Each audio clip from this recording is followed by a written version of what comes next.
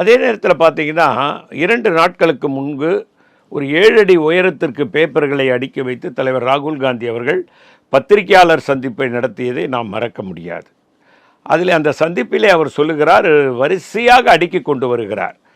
ஒரு தொகுதி கர்நாடகாவிலே ஒரு அசெம்பிளி தொகுதியிலே ஒரு சிறு வீடு, அந்த சிறு வீடு நீங்கள் பார்த்தீங்கன்னா ஒரு கணவன் மனைவி ஒரு குழந்தை தான் இருக்காங்க அந்த வீட்டில். அந்த வீட்டில் 80 ஓட்டு போல் ஆயிருக்கு. அதை தான் அவர் கொஸ்டின் பண்ணுறார். அந்த வீட்டில் இருக்கிறது 3 பேரோ 4 பேரோ, 80 ஓட்டு அந்த ஓட்டில் போல் ஆயிருக்கிறது எப்படின்னு கேட்குறாரு. ஒன்று.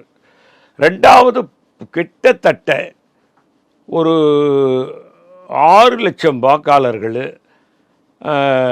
அட்ரஸ் இல்லாமல் இருக்குது, சிலது அப்பா பெயர் இல்லாமல் இருக்குது. இதெல்லாம்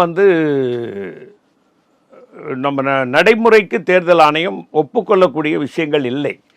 ஆனால் ஒப்புக்கொள்ளப்பட்டு அவர்கள் வாக்களித்திருக்கிறார்கள் என்பதை சுட்டி காட்டுகிறார். அந்த பேப்பரை அதை ஒன்றும் இல்லை, ஒரு டிஜிட்டலாக இருக்குது, இப்போ எடுத்து கொடுத்துருக்கலாம். ஆனால் அதை விட்டுட்டு பேப்பர் 7 அடி உயரத்துக்கு கொடுக்குறாங்கன்னா இதை இவர் எங்கே என்ன பண்ண போகிறாருன்னு பார்த்துருக்காங்க. தேர்தல் கூட தெரியும். வாரணாசியில் இன்றைய பாரத பிரதமர் அவர்கள் 2-3 ரவுண்டில் தோல்வியை தழுவி கேட்டு போனார். பிறகுதான் வெற்றி அடைஞ்சார் அப்படின்ற ஒரு தகவல் நமக்கு வந்தது. ஆனால் இப்போ என்னன்னு கேட்டிங்கன்னா, ஒரு சில தொகுதிகளில் தலைவர் ராகுல் காந்தி குறிப்பிட்றார் 5 மணி வரைக்கும் போலிங்கு 50% இருக்குது, 4 மணி வரைக்கும். 4 மணிக்கு மேலே போகும்போது பார்த்தீங்கன்னா 72-73% போகுது. அப்போ அந்த 73